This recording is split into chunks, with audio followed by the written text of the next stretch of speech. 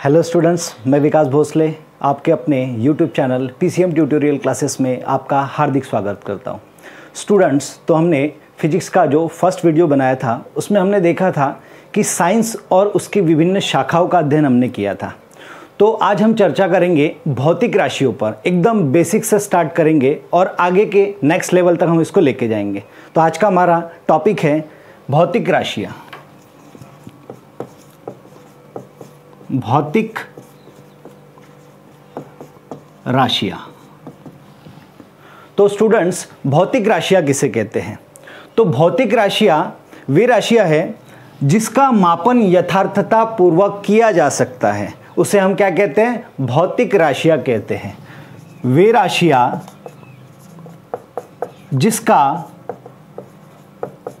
जिसका परिमाण यथार्थता पूर्वक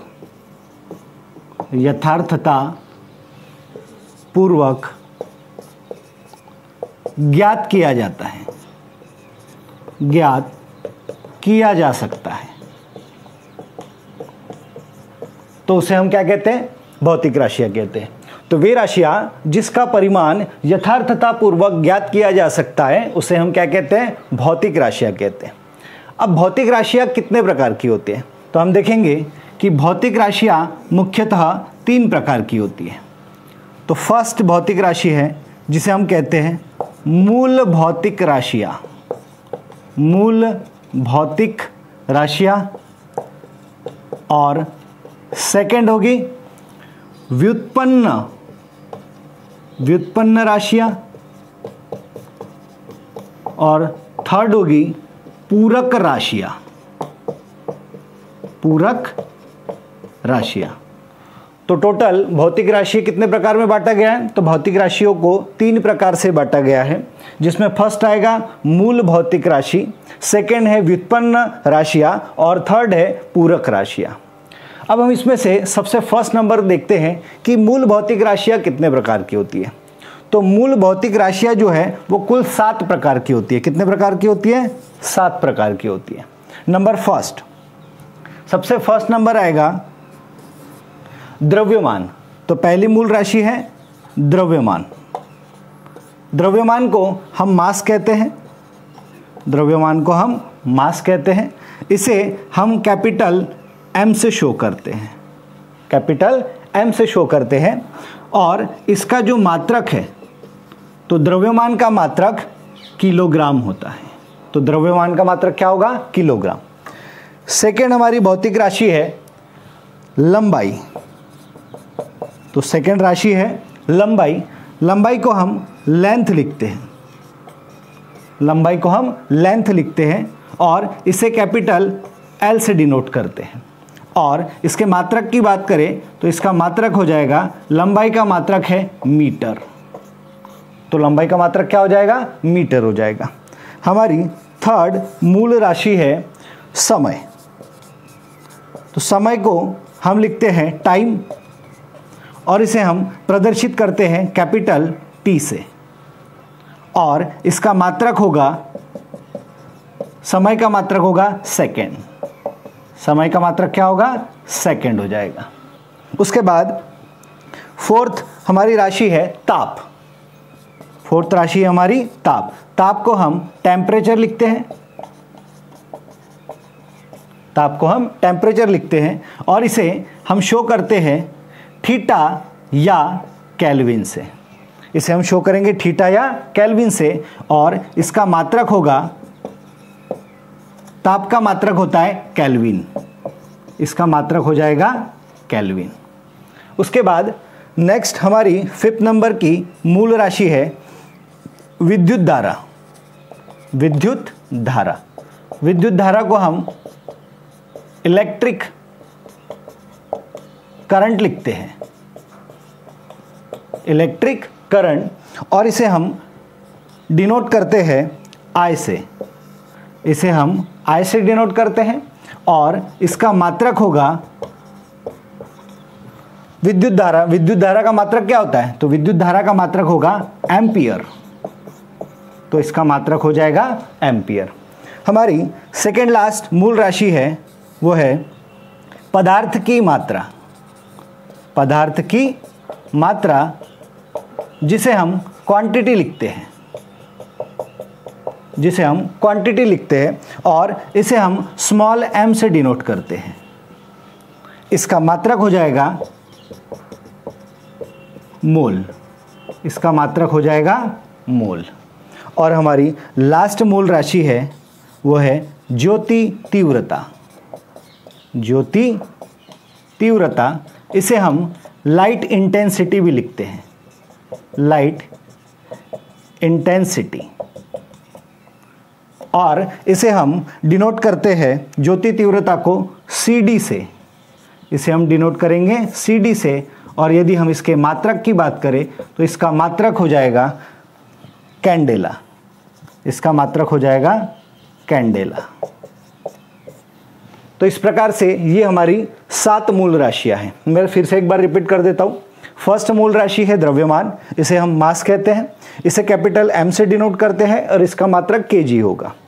सेकेंड राशि है लंबाई, इसे हम लेंथ कहते हैं, इसे कैपिटल L से डिनोट करते हैं और इसका मात्रक होगा मीटर। हमारी थर्ड राशि है समय, इसे हम टाइम कहते हैं और इसे हम डिनोट करते हैं T से, इसका मात्रक होगा सेकेंड। हमारी फोर्थ राशि है ताप, जिसे हम टेम्परेचर कहते हैं, इसे हम थीटा या केल्विन से डिनोट करते हैं और इसका मात्रक हो जाएगा केल्विन। नेक्स्ट राशि है विद्युत धारा, जिसे हम इलेक्ट्रिक करंट कहते हैं, इसे हम I से डिनोट करते हैं और इसका मात्रक होगा एम्पियर। नेक्स्ट हमारी राशि है पदार्थ की मात्रा, जिसे हम क्वांटिटी कहते हैं, इसे हम स्मॉल m से प्रदर्शित करते हैं और इसका मात्रक होगा मोल। और लास्ट हमारी राशि है ज्योति तीव्रता, जिसे हम लाइट इंटेंसिटी कहते हैं और इसका मात्रक होगा कैंडेला। तो ये हो गई हमारी 7 मूल राशियां। अब उसके बाद आता है व्युत्पन्न राशियां किसे कहते हैं। तो नाम से ही समझ में आ रहा है V प्लस उत्पन्न, V प्लस उत्पन्न, इसका मतलब हो गया व्युत्पन्न। तो जो राशियां मूल राशियों से उत्पन्न होती है उसे हम क्या कहते हैं, व्युत्पन्न राशियां कहते हैं। जो राशियां मूल राशियों से उत्पन्न होती है उन्हें हम क्या कहते हैं, व्युत्पन्न राशियां कहते हैं। फॉर एग्जाम्पल अगर हम बात करें चाल की, तो चाल बराबर होता है दूरी बटे समय, तो चाल बराबर होता है दूरी बटे समय। तो आप देखेंगे कि चाल जो है वो व्युत्पन्न राशियां है और इसका निर्माण मूल राशियों से हुआ है। तो दूरी को हम लंबाई लिखते हैं, दूरी को हम लंबाई लिखते हैं और समय ऑलरेडी मूल राशि है। तो इस प्रकार से आप देखेंगे कि चाल जो है वो व्युत्पन्न राशि है, क्योंकि यह कैसे मिलकर बनी है, मूल राशियों से मिलकर इसका निर्माण हुआ है। तो ये कहलाएगी हमारी व्युत्पन्न राशियां। क्लियर है यहाँ तक? चलो इसके बाद हम देखते हैं कि पूरक राशियां किसे कहते हैं। तो पूरक राशियां कौन कौन सी होती है? तो पूरक राशियां 2 प्रकार की होती हैं, जिसमें एक कोण आता है और घन कोण आता है। ठीक है, तो हम क्या लेंगे पूरक राशियों में, सबसे पहला लेंगे रेडियन और सेकंड लेंगे स्टेरेडियन। पहला है रेडियन और दूसरा है स्टेरेडियन। अब इन दोनों का जो यूज है वो कोण के इसमें मापन में किया जाता है। किसके मापन में किया जाता है? कोण के मापन में। अब कोण को हम कहते हैं एंगल, तो कोण के मापन में इसका यूज किया जाता है। अब रेडियन जो है, रेडियन का जो उपयोग होता है वो प्लेन एंगल के लिए होता है, प्लेन एंगल के लिए, जिसे हम समतलीय कोण कहते हैं, समतलीय कोण कहते हैं। और स्टेरेडियन का जो उपयोग होता है वह ठोस एंगल, जिसे हम सॉलिड एंगल कहते हैं, ठोस एंगल या ठोस कोण या घन कोण, ठोस या घन कोण। ठीक है, तो रेडियन का उपयोग कहां पे होता है? प्लेन एंगल मतलब समतलीय कोण के लिए, और स्टेरेडियन का उपयोग होता है सॉलिड एंगल मतलब ठोस या घन कोण के लिए। अगर पूछा जाए कि इन दोनों में डिफरेंस क्या है, रेडियन और स्टेरेडियन में, तो रेडियन का जो उपयोग किया जाता है वो सर्कल के लिए किया जाता है, जिसे हम वृत्त कहते हैं, और जो स्टेरेडियन है इसका जो उपयोग किया जाता है वो गोले के लिए किया जाता है। ठीक है, चूंकि वृत्त देखा होगा तो वृत्त सर्कल जो होता है वो ब्लैंक होता है, परंतु जो ठोस होता है वो ठोस फॉर्म में होता है, इसलिए हम उसको गोला कहते हैं। तो हम देखेंगे रेडियन किसे कहते हैं। तो हमने एक सर्कल लिया और उसका एक केंद्र बनाया, तो उसका जो केंद्र है, तो हमने केंद्र से उसकी परिधि तक की दूरी, मतलब उसकी क्या कहलाती है, त्रिज्या कहलाती है। तो हमने वृत्त की त्रिज्या के बराबर, वृत्त की त्रिज्या के बराबर का चाप उसकी परिधि पर लिया जाए, वृत्त की त्रिज्या के बराबर का चाप उसकी परिधि पर लिया जाए और उस परिधि से उसके केंद्र पर लंब डाला जाए, तो इन दोनों के बीच में जिस कोण का निर्माण होता है उस कोण को हम कहते हैं रेडियन कहते हैं। तो उस कोण को हम क्या कहेंगे, रेडियन। फिर से एक बार रिफाइन कर रहा हूं, वृत्त की त्रिज्या के बराबर लंबाई का चाप उसकी परिधि पर लिया जाए और वहां से एक लंब खींचा जाए उसके केंद्र पर, तो उन दोनों के बीच में जो कोण बन रहा है उसे हम क्या कहते हैं, रेडियन कहते हैं। और एक चीज यहां पर आप ध्यान रखेंगे, 2 पाई रेडियन बराबर होता है 360 डिग्री के बराबर। 2 पाई रेडियन बराबर होता है 360 डिग्री के बराबर। तो पाई रेडियन बराबर 360 अपॉन में आएगा 2, तो इक्वल टू कितना हो जाएगा, कितना होगा, 180 डिग्री। तो कितना आ जाएगा, 180 डिग्री। ये हो जाएगा पाई रेडियन का मान। तो पाई रेडियन बराबर होगा 180 डिग्री। इसको ध्यान में रखेंगे क्योंकि न्यूमेरिकल क्वेश्चन में बहुत बार पूछा जाता है, ठीक है। और नेक्स्ट, अगर हमको यहां से 1 रेडियन का मान निकालना है, ये पाई रेडियन का मान है, यदि हमें 1 रेडियन का मान निकालना है तो 1 रेडियन बराबर 180 अपॉन में आएगा पाई, और पाई का मान होता है 22/7। अब ये 7 उलट गुना भाग से ऊपर जाएगा, तो ये हो जाएगा 180 गुना 7 और बटे में आएगा 22। जब हम इसका कैलकुलेशन करेंगे तो कैलकुलेशन करने पर आएगा 57.3 डिग्री। तो 1 रेडियन का जो मान है वो होता है 57.3 डिग्री के बराबर। तो ये हो जाएगा हमारा रेडियन, जिसका उपयोग हम समतलीय कोण के लिए करते हैं। इसमें आप 2 चीज़ें याद रखेंगे कि 2 पाई रेडियन जो है वो 360 डिग्री के बराबर होता है, पाई रेडियन 180 डिग्री के बराबर होता है, और 1 रेडियन 57.3 डिग्री के बराबर होता है। क्लियर। अब इसके बाद हम देखते हैं कि स्टेरेडियन, जिसे हम क्या कहते हैं, ठोस कोण कहते हैं। अब इसकी डेफिनेशन क्या होगी, तो फिर से हम एक क्या लेते हैं, गोला लेते हैं, और गोले के लिए उसका पृष्ठीय क्षेत्रफल यूज में लेंगे। तो इसके लिए क्या यूज में लेंगे, हम परिधि न उपयोग में लेते हुए उसका पृष्ठीय क्षेत्रफल यूज में लेंगे। तो हम कहेंगे कि ये ठोस गोला है और उसके केंद्र से हमने क्या डाल दिया, एक त्रिज्या डाल दिया, ठीक है। तो ये गोले का जो पृष्ठीय क्षेत्रफल है उससे उसके केंद्र से ये क्या कहलाएगी, उसकी त्रिज्या। तो त्रिज्या के वर्ग के बराबर उसके पृष्ठ पर पृष्ठीय क्षेत्रफल लिया जाए। त्रिज्या के वर्ग के बराबर उसके पृष्ठ पर पृष्ठीय क्षेत्रफल लिया जाए और वो उसके केंद्र पर जो कोण बनाता है उस कोण को हम कहते हैं, उस कोण को क्या कहते हैं, स्टेरेडियन कहते हैं। उस कोण को हम क्या कहेंगे, स्टेरेडियन कहेंगे। तो ये हो जाएगी उसकी डेफिनेशन। अब यहाँ पे हम देखेंगे कि अगर रेडियन की बात करें तो एक स्टेरेडियन बराबर होता है 1 रेडियन, और उसका क्या करेंगे हम, स्क्वायर। तो ये हो जाएगा कि 1 स्टेरेडियन बराबर होता है 1 और रेडियन का क्या आ जाएगा, स्क्वायर। तो इस प्रकार से हमने देखा कि पूरक राशियां 2 प्रकार की होती है, रेडियन और स्टेरेडियन। ये हालांकि मात्रक कहलाते हैं, मेन राशियां ये होती है 2, कौन सी, प्लेन एंगल और सॉलिड एंगल। अब नेक्स्ट हम चर्चा करेंगे भौतिक राशियों को दर्शाना। भौतिक राशियों को दर्शाना। अब भौतिक राशियों को दर्शाने के लिए मुख्यतः 3 फैक्टर होते हैं। फर्स्ट है परिमाण, सेकंड होता है मात्रक, और थर्ड होता है दिशा। तो ये 3 फैक्टर हैं जिसके द्वारा हम भौतिक राशियों को दर्शाते हैं। सबसे पहला है परिमाण। अब इनको हम डिफाइन कैसे करेंगे? तो फॉर एग्जांपल हम क्या करते हैं, 5 केजी कोई एक वस्तु लेते हैं, 5 केजी शक्कर लेते हैं या 5 केजी आलू लेते हैं, कोई भी हम पदार्थ या वस्तु की बात करते हैं। तो यदि हम 5 केजी की बात करते हैं तो आप इसमें देखेंगे जो न्यूमेरिकल संख्या होती है, जो न्यूमेरिकल वैल्यूज़ होती है, तो न्यूमेरिकल वैल्यूज़ के लिए हम क्या करते हैं, परिमाण लगाते हैं।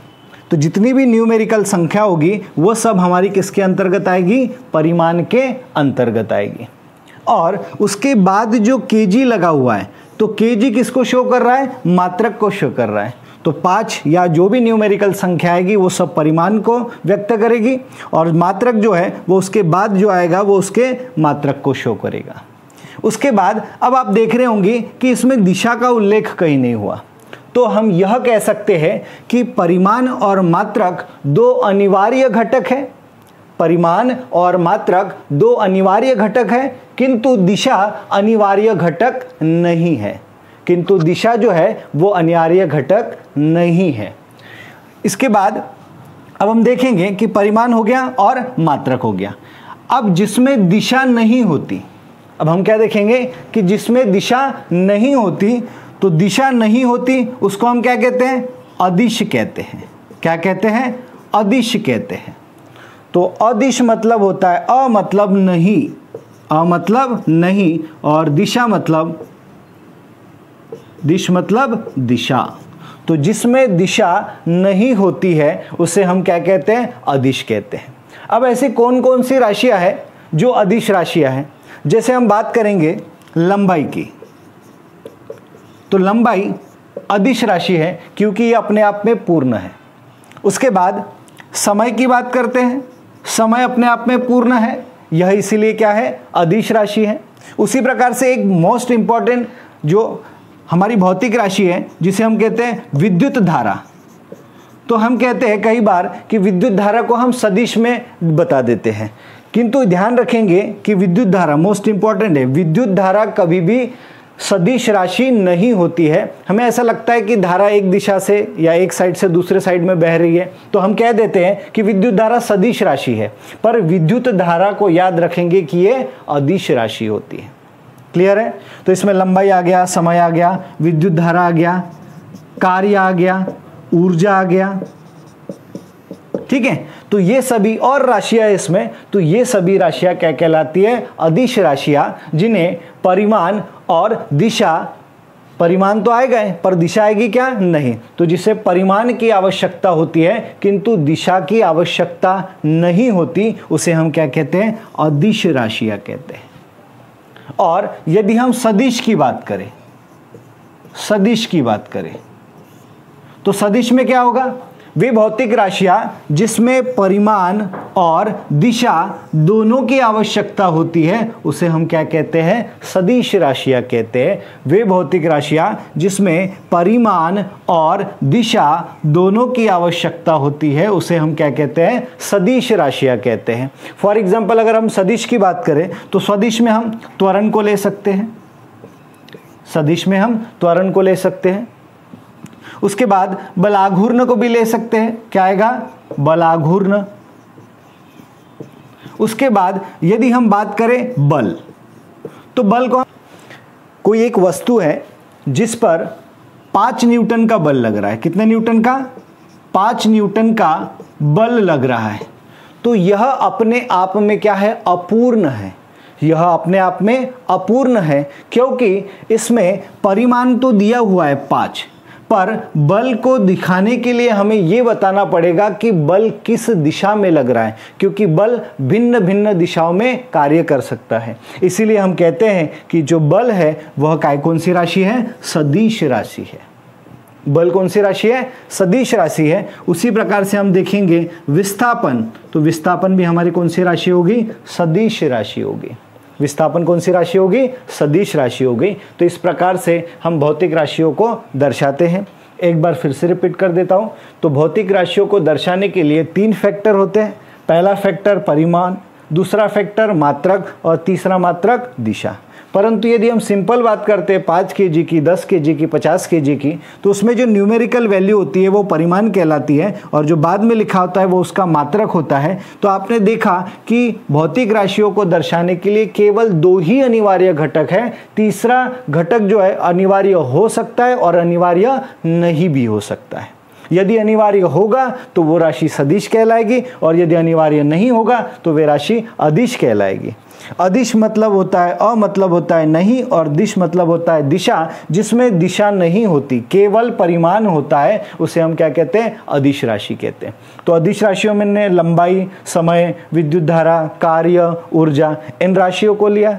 और यदि हम सदिश की बात करते हैं तो सदिश में परिमाण के साथ साथ दिशा की भी आवश्यकता होगी, जिसमें हम त्वरण, बलाघूर्ण, एग्जाम्पल लिया हमने कि यदि किसी वस्तु पर 5 न्यूटन का बल लगाया जाता है तो ये अपने आप में सेंटेंस क्या हो गया? अपूर्ण, क्योंकि 5 जो है वो परिमाण को शो कर रहा है किंतु बल जो है वो भिन्न भिन्न दिशाओं में लगता है, इसलिए हमें उसके लिए दिशा की भी आवश्यकता होगी।